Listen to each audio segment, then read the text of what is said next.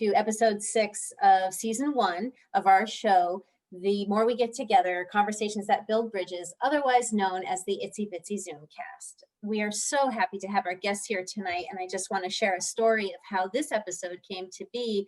Donna and I have known each other for a long time, and I had the opportunity to visit her at her site, physically distanced and with masks on, where we were talking rather joyously about some of the things that have been coming out of the pandemic that are positive, things that her program was discovering together when they would meet and talk that weren't bad, that their creativity and their resourcefulness had led to new ideas, new inventions, and they were all beginning to say that these were things they didn't want to let go of when we get to the other side of the pandemic. So that's what this episode is called, Positives from the Pandemic, what we want to keep with us when we get to the other side. It's funny, Liz, because we had a different idea for this episode. And then once the two of you had that conversation, then Liz and I talked, we thought that has to be the episode. Yeah, we can save that other topic. We have to talk about this. Absolutely. Yeah, so that's our topic tonight. And as you all know, every episode of series 1, we have 2 student teachers that come on and guest host, because series 1 is all about connecting practicum students with their field. So the 2 students I have with us tonight are Ashley Medina, give us a wave, Ashley, and Alexandra Curate, and they are going to be asking our guests questions tonight. So I would like our guests to introduce themselves. So Donna, would you please start us off and tell us a little bit about yourself and what you do?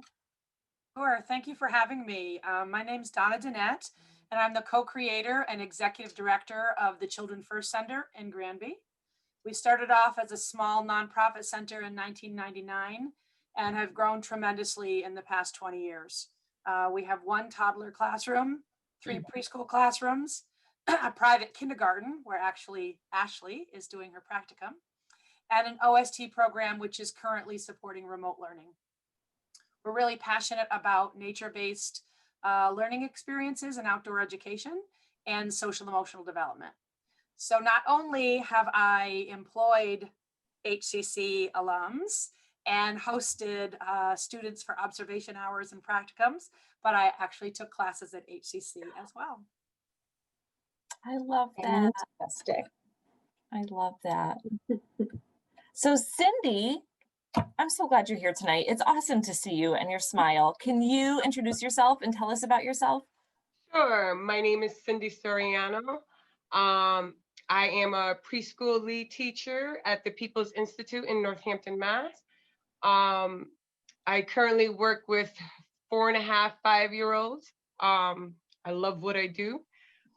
And I guess that's it. Well, I am also an alumni for HCC. I graduated in 2018, right? I'm so glad you're here tonight. I'm a little nervous, so bear with me. That's okay. You're in good company. So the practicum students, obviously everything's online. So one of the things that we've been talking about in our learning management system, Moodle, in our discussion forum is what early education and care looked like before the pandemic and what they're seeing now. And then really thinking about having a strengths-based lens to that. Like, what are you seeing that's working? Because you know the phrase, change is the mother of invention, right? So we've been talking about that, and it's been interesting because in episode 2, we hosted a director, Mariah Levine from Y Kids Preschool in Holyoke. And she was talking about one of the changes that she's made since the pandemic was parents are not coming into the classroom.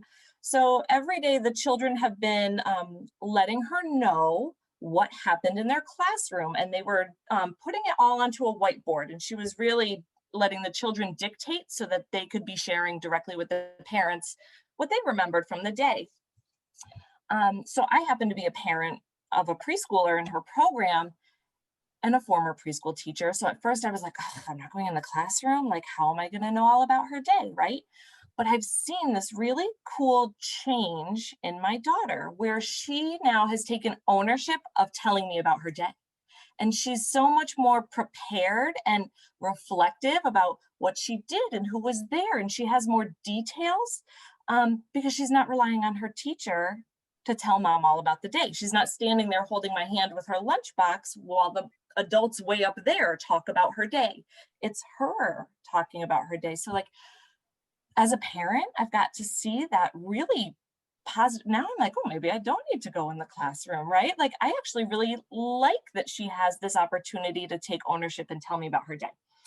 So anyway, we've been talking about that online in our class. So I'm excited because tonight the students get to talk directly to the two of you to get your lenses on how change is working. And, you know, we have the lens from Donna as an executive director and Cindy as a lead teacher. So I'm excited that they get to hear directly from you, your perspectives. So Alexandra, could you start us off and ask the first question? Yes. So the environmental arrangement and transition times are so important. What strategies and logistics are you using to make transitions happen? Could you describe how the physical environments look and how are transition times different? So Donna, from a director's perspective, when you're organizing all of your staff, teachers, different types of classrooms, how are you helping this to work? Well, it's pretty logistically involved. But one of the things that I love is that I think the adults have really taken on the burden of the logistics so that the kids are free to just keep being kids and keep enjoying their day. I don't think it's really that different for the kids. You know, there are fewer kids in a classroom and we've got masks and we're more distanced, but you know, the kids come in the building. And I think that's one of the biggest differences is that, as you mentioned, not coming in with their parents. But once they're in the classroom, it's preschool classroom as usual. You know, they've got the teachers put like tape spots on the floor to spread kids out. So they use more visuals, but because there's all automatically half the number of kids in the classroom and we have really big, physically big classrooms, there's plenty of room for them to spread out. One of the things I wonder about, Donna, is something you told me that you noticed was even your toddlers have this feeling of empowerment or agency to carry their things into the classroom, and that they also are going to greet children. Aren't they? Isn't there something about the way that the children are greeting kids and helping them through the transition process that feels new as well? Yeah, you know, at first we thought that the parents not coming into the classrooms was going to be really hard. We thought drop off was going to be really hard. We had created all sorts of plans for kids not being able to carry their own things in the building or not being willing to separate. And very quickly, all of that went by the wayside. The children, even the toddlers, were very proud and independent to carry their own things into the classroom. And again, because there's not the parents coming in, everything was calmer, everything was kind of slower, and it was more child focused, not adult focused. So when the parents came into the room, the focus was all on the adults and it was a little bit more stressful. So here, for instance, when a toddler comes in carrying their backpack, the other toddlers are all at the door waiting for their friend to come in, almost cheering them on as they walk down the little hallway. And there never could have been that when the parents were coming in. We had to keep the kids away from the doorway so that they didn't get trampled by the adults coming in.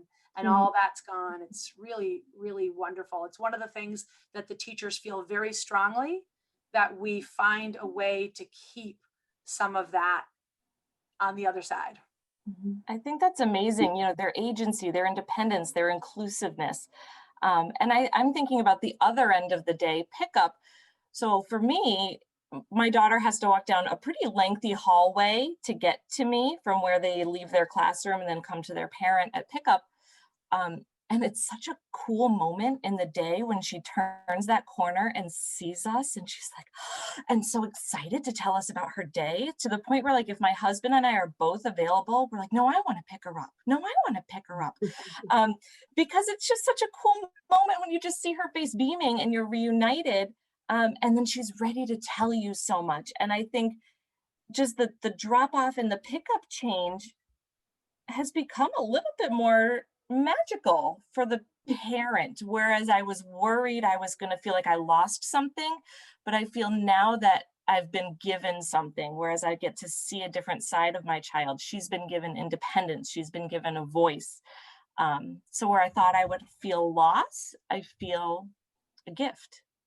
That's I also wonderful. think that the children had a much quicker, smoother transition into the program.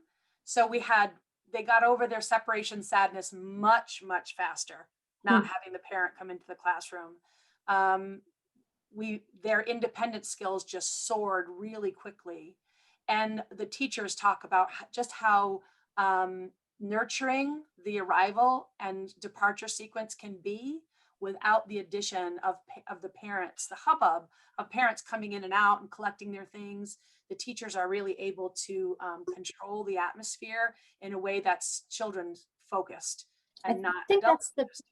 that's the piece that I would want to highlight. Is it's not that you don't want community and connection with parents. It's not, it's so I think it's what I hear the most from both of you is that when adults are together, we are going to be drawn to connecting with each other, which takes the focus off the child. Where if you pull out one of those pieces of the dynamic, it's created a space for something else to happen.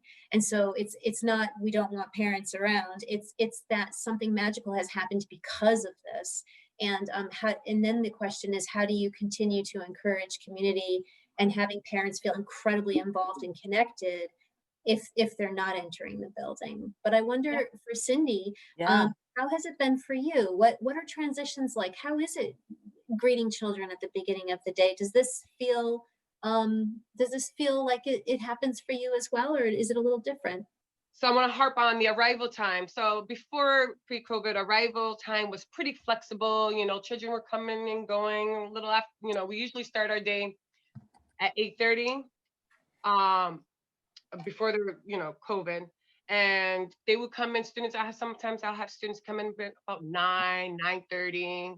And now that, you know, with the COVID thing going on, now all children arrive on time. I feel like, you know, and for me, that's so much better because, you know, I have a schedule that I like to go through, and it just, for me, it really helps me plan out my day better, and I can do more with my students when they're all arriving around the same time. Yeah, So consistency is really important for kids. definitely. Yeah. Greeting them, and they're still able to wave like I said, because my classroom is close to the front door entrance of the school. They're still able to wave to their parents and, you know, carry their belongings into their cubbies on their own, independent, all proud. You know, I'll ask, may I help you? Nope, I got it, Miss Cindy. Oh, And that's they're, you know, wonderful. with their backpack and their little lunchbox and going into their cubbies and seeing them doing that all on their own. You know, it's a really big deal, and it's good for them. Yes, agreed. I love that. You know, we were talking with Ashley while we were preparing for the episode, and, you know, she's been working in the field for a while and been with me at HCC, and I've known her for a while, and we were kind of asking her thoughts as a teacher, like, what are you noticing? And she had something pretty poignant that she had noticed. So I'm going to invite Ashley to share one of her observations, and then she has a question for you both. Yeah, so since the children have come back to school, I've noticed over the past few months that they're just creating stronger bonds with one another because they're working and playing in smaller groups. And I just see like so much of their personality shining so much more. So with that, I just want to ask the question, though the reasons why the numbers are lower in programs can have a devastating effect on a program's ability to stay open, do you find that having lower numbers in classrooms or centers have a positive effect developmentally, especially their social emotional development? Cindy, what about you? You know, as a teacher, I remember when you were in my program, in the HCC program, social emotional development was like your top priority in every lesson plan, in every ounce of your reflections.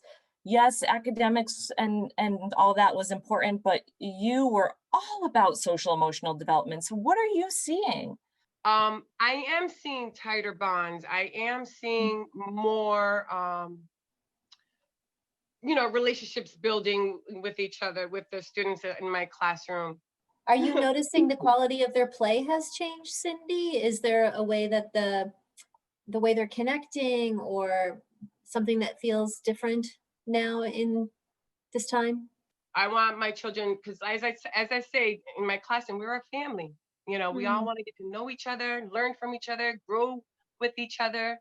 I wonder about this what's happening because of lower numbers and how you're seeing it impact the teachers in the classrooms. Yeah, for us, it's dramatically different because we've gone from 2 teachers with 20 children to 2 teachers with 10 children. Yeah. So no matter how you cut it, you get to a 1-to-5 ratio. Yeah. And you're going to have more in-depth conversations. You're going to have more valuable observations going on. You're going to have opportunities for richer interactions. And I've seen that not only is it better for the children, and because they're never combining with any other group, Mhm. they are the way Cindy said, they're a family. Yeah. And so they're not combining at the beginning or the end of the day. They're Mm. not playing with other kids out on the playground. They're always together. And so in addition to those richer experiences, which are really showing out on the playground, one of the things we really love is we had to take our playground and divide it into thirds so that each classroom could play in their area of the playground.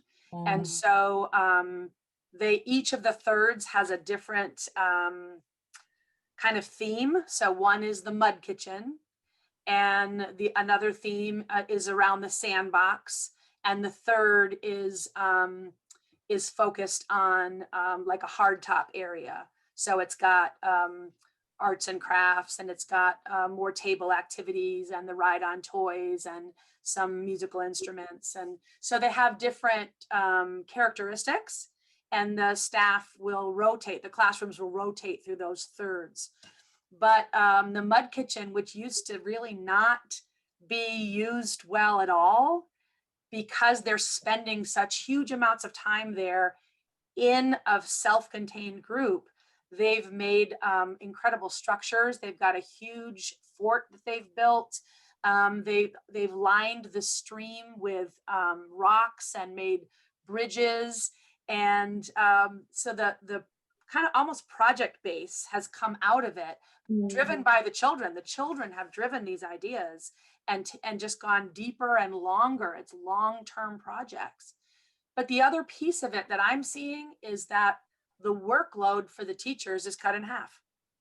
So you have half the number of assessments, half the number of parent conferences, half the number of things to keep track of.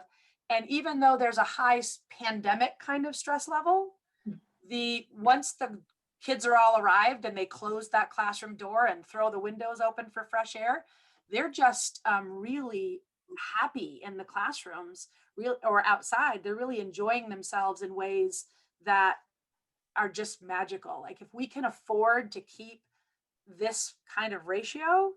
And the other piece that my group talked about was that children that were really flagged as being behavioral issues prior to the pandemic, so many of those behavioral issues have virtually disappeared with the lower, with the better ratios. And it's so much more powerful and efficient to observe and problem solve with 5 children than it is with 10 children. And so if you've got a child who's struggling and their needs aren't being met, you can more easily meet a child's needs if you've got 5 or 10 in a group instead of 10 or 20 in a group. Yeah. Yeah.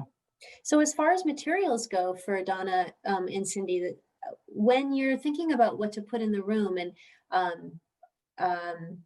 what, if you could pick one thing that's different. So when you were thinking about having to clean everything and disinfect as much as you are, for example, is there a new toy, a new item in the room that feels innovative or different, or are you using a material in a way that you didn't before? And if, just that, I'm curious to know.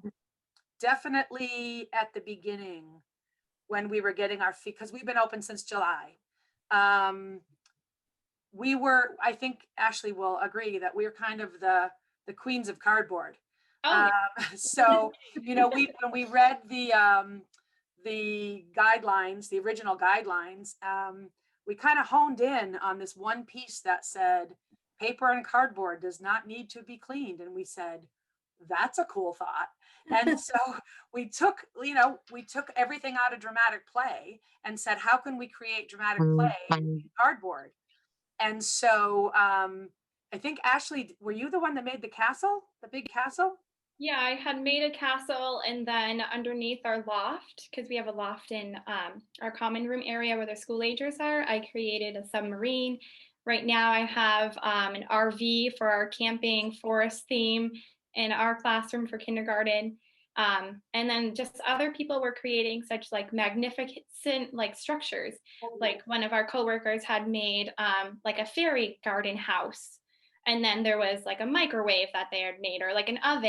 And it's just, you get so creative with the cardboard and you don't even think of this like prior to COVID, because you're like, oh, I'm not going to use this cardboard for anything. Let me just recycle it.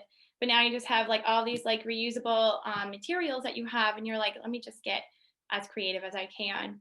I know that I keep thinking less is more at this point. It's like we used to always put out so many toys, especially plastic toys, and now we have so many provocation items for the kids to just use their imagination and just have more complex thoughts with them and try to get as creative as possible. And I think it's just wonderful. And that's something that I'm going to keep moving forward as well. That is Ashley, can you really talk awesome. about small world play? Because that's the other thing you guys are doing a ton of, is small world play. Oh yeah, I had created a lot of small world play boxes. So we just created like different themes, and we have multiple of them. And we just kind of cycle through them every couple of days. We wash the plastic pieces that are in there, but a lot of them are just loose parts, small worlds, and the kids are just getting so creative and out of the box with them. I would have never thought that one simple idea that I came up with, they would come up with 10 other ideas with it. When Okay. Cindy took my curriculum course, one of the biggest projects is they have to create an entire dramatic play center out of stuff they find. I don't give points for buying anything. I don't they can borrow things that we have at the college. But this semester, because we're not at the college, I made that assignment the box challenge. So for the dramatic play unit, every student had to turn a box into a play experience. So Ashley, I'm going to make sure the curriculum students watch this episode so they know that really tough assignment I gave them is going to be worth it someday. Absolutely. So, I'm thrilled to hear all of the positive things that are happening in early childhood centers in the pandemic. Great social emotional opportunities, open-ended play opportunities to make stronger bonds with classmates, opportunities to practice independence.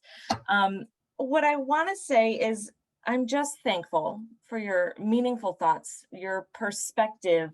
It just shows a spirit of resilience in our field and a little bit of hope in a difficult time, and your ability to adapt so that you can support children and families in a way that's child-centered, because it can be very scary to have to change to keep people safe and healthy, but you've also elevated the need to make sure we are keeping the children at the center of our decision making and their development as a whole human.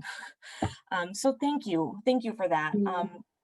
I do want to say, as we wrap up this episode, that Liz and I are excited to announce that our finale episode will be coming out on December 2nd. And our Mhm. special guest for that episode is the Commissioner of the Department of Early Education and Care, Commissioner Samantha Eigner-Trewergy. So we're thrilled to have her. And so be on the lookout for that on the HCC Facebook page. There will be a watch party on the evening of December 2nd.